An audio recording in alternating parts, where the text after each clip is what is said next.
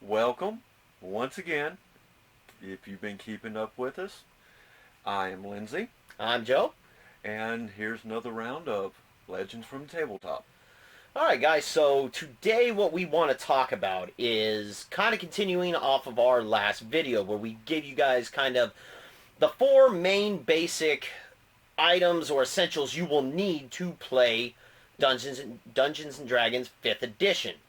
And those were dice, a group, paper or some form of way to keep notes, and a player's handbook, of course, because you really can't do anything without a player's handbook.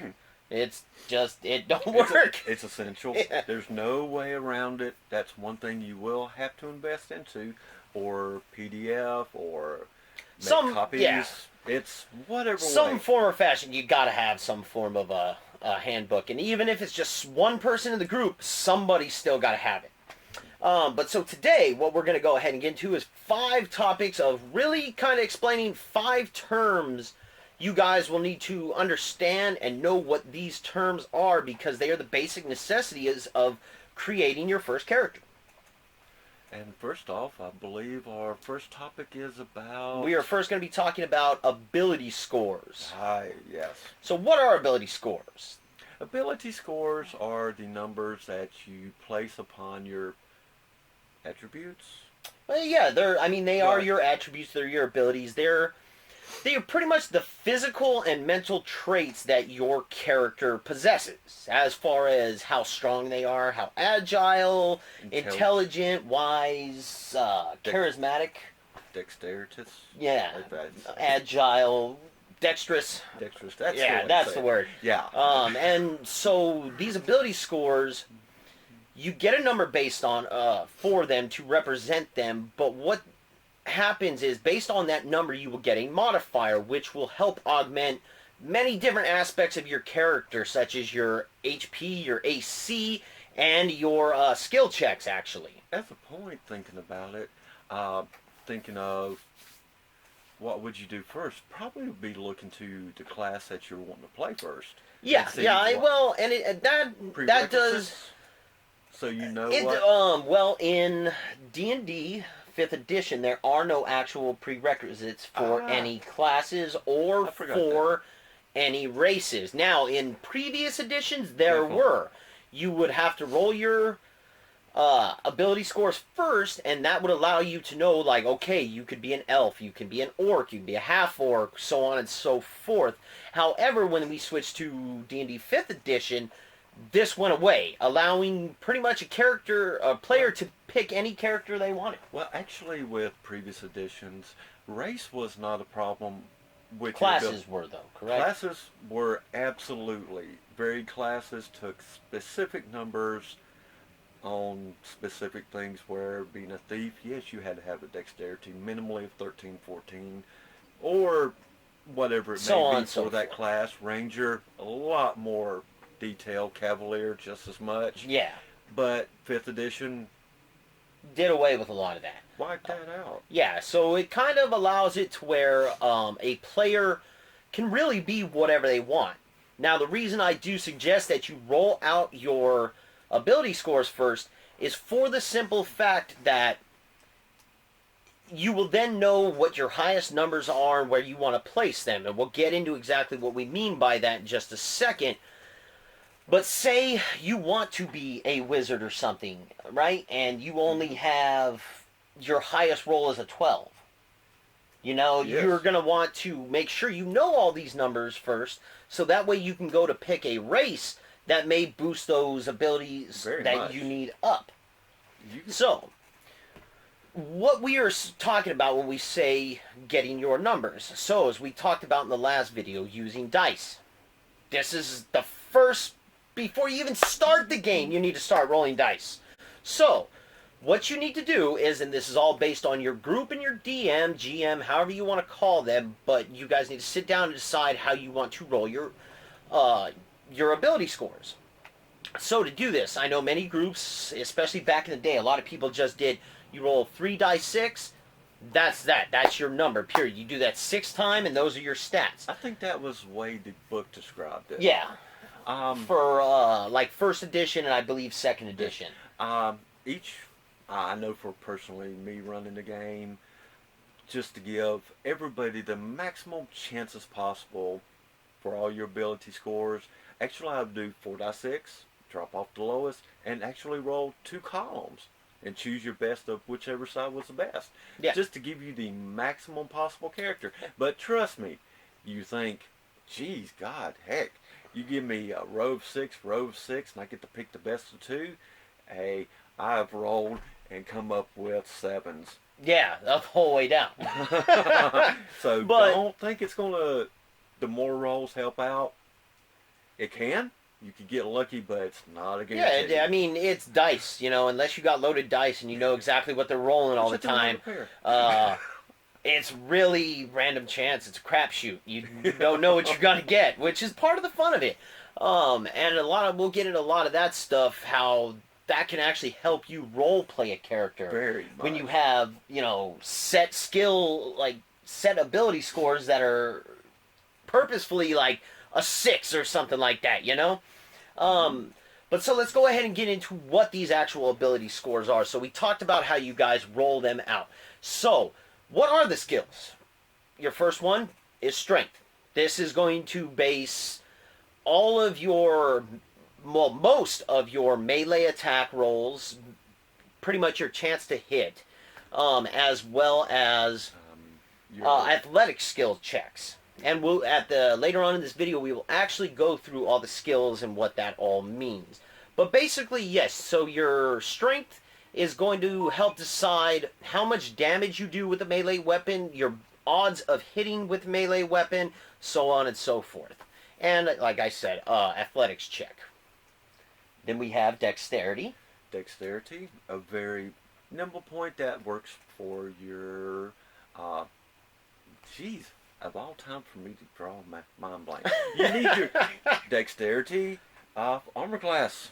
Yes, your AC. That is a big point for having a great dexterity helps you have a much better AC, which again is something else we will be talking about here shortly in this video. But also your dexterity helps with your melee or your ranged attacks, and it does help out with certain melee attacks that carry the finesse exactly description in them, which we will get into all of that in future videos. We're trying to stick with a lot more of the basics right now, but more generic. Your again, your dexterity will help with your range attacks, certain melee attacks, your AC, and it helps out with certain skills. And initiative. Oh, yes, and your initiative, which is what actually decides. Your initiative decides who goes first in combat rounds, which I believe we'll actually get into another video about all of that, discussing pretty much doing a whole just combat video, because there's a lot of detail to that. We may actually end up doing 2 or 3 videos together for all that. I was at least thinking 2 to 4. Yeah, that's quite possible. Combat's quite in depth. Especially with the different forms of combat you can have, in different terrains, different areas, things like that. But again, we digress. That is a whole nother video for another time. Let's move on to the next one. That is Constitution, which represents your toughness, your physical health. Hit points. Yes, that is something that helps augment your hit points at your base level of 1 and every level thereon after.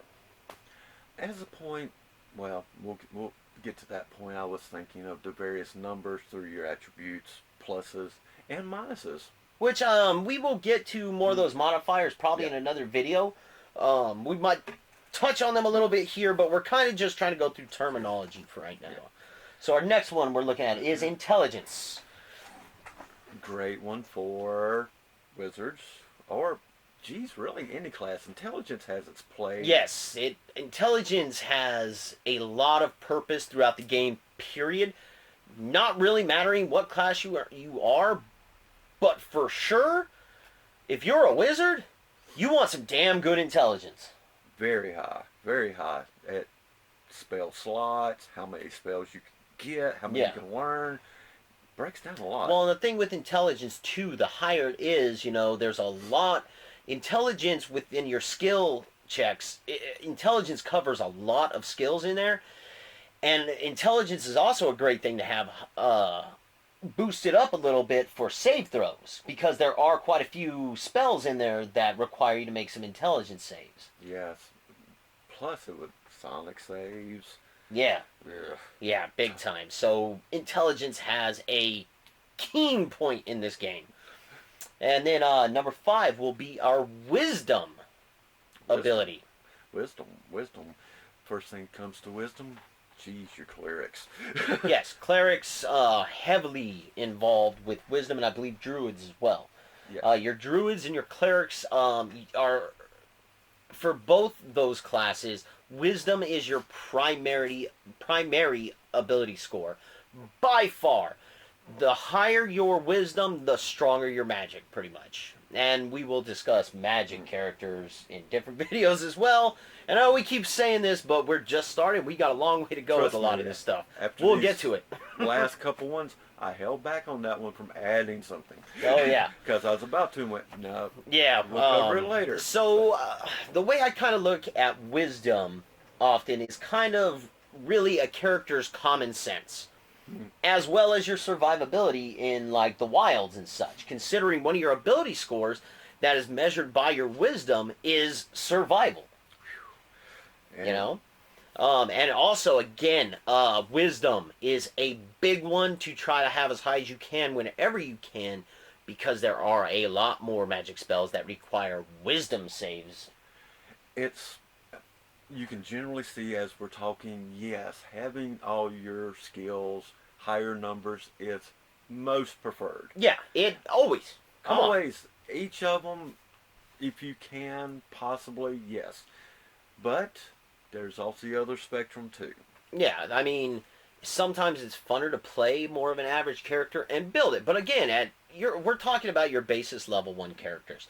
Now, you can build upon all these through different means throughout the game as you level up, and, if there's items that your DM may put into the game, and again, get into a lot of that stuff later. Yeah. But we'll get to our final ability score, which is going to be Charisma. Now, this is how well you can converse to people, how well you can BS them and lie your ass off. This is where you can actually use those skills and play act your character, and if you can just sell it. Yeah, a lot of sell times. it and roll it. You could kiss an orc right on the lips, and he might think something totally different.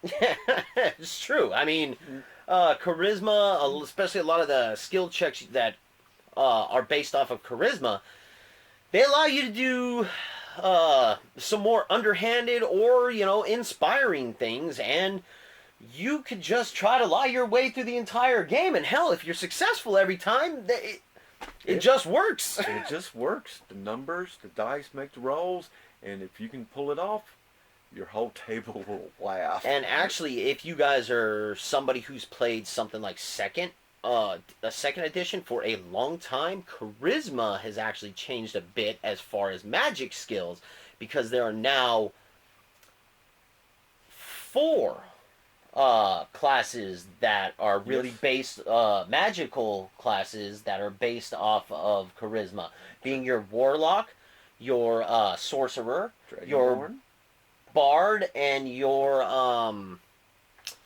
paladin. Oh.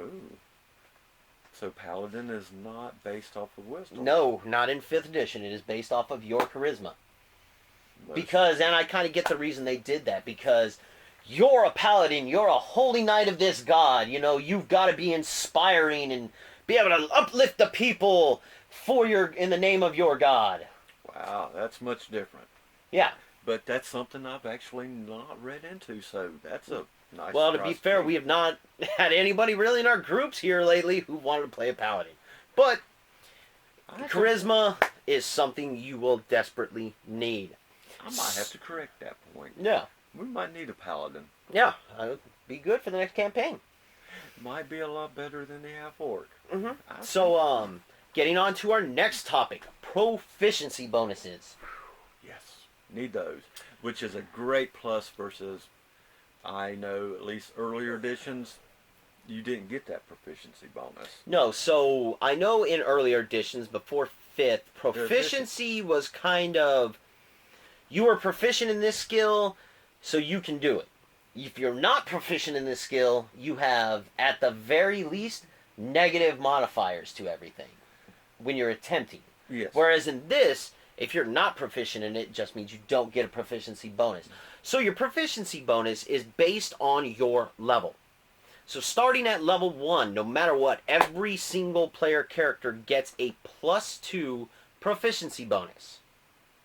Now, as you level up, your proficiency bonus will increase. Level 5, it's level 5, level 9, level 13, and level 17, and it will increase by 1 for each of those. So at level 5, you will have a +3 bonus. At level 9, a +4, level 13, +5, and at level 17, you will have a +6 bonus to proficiency. Now keep in mind, people, he had to write that down first, so don't think he's just that. Oh, good. no. Okay.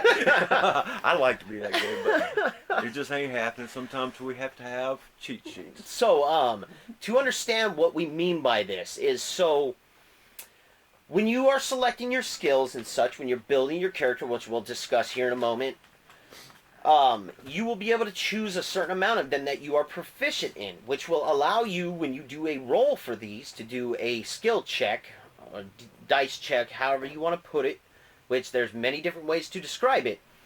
This will allow you to add this extra at level 1, a +2 bonus to your roll. So let's say you're trying to sneak somewhere, right? Yeah, very much. You have a dexterity of, say, 16, which gives you a +3 modifier. So you roll your d20 to see if you pass a stealthing check. Now, you roll a d20, you roll a 12. Let's say your DM or GM expects you to be able to roll a 15 to pass that DC, that dice check. So you roll a 12. Now you add your dexterity and your proficiency bonus, so a +3 and a +2 to a total of +5, giving you a 17, allowing you to pass that check, and you go ahead and stealth on into the shadows. Has its great perks. Yes, proficiency will help you with your skill checks and your attack rolls. Not your damage, except for in certain circumstances based on certain classes that give you certain feats and bonuses that allow you to add your proficiency to damage. But for the most part, in general, proficiency will help with skill checks and your hit rolls, your attack rolls, not damage. Oh, and your saving throws Yes. as well.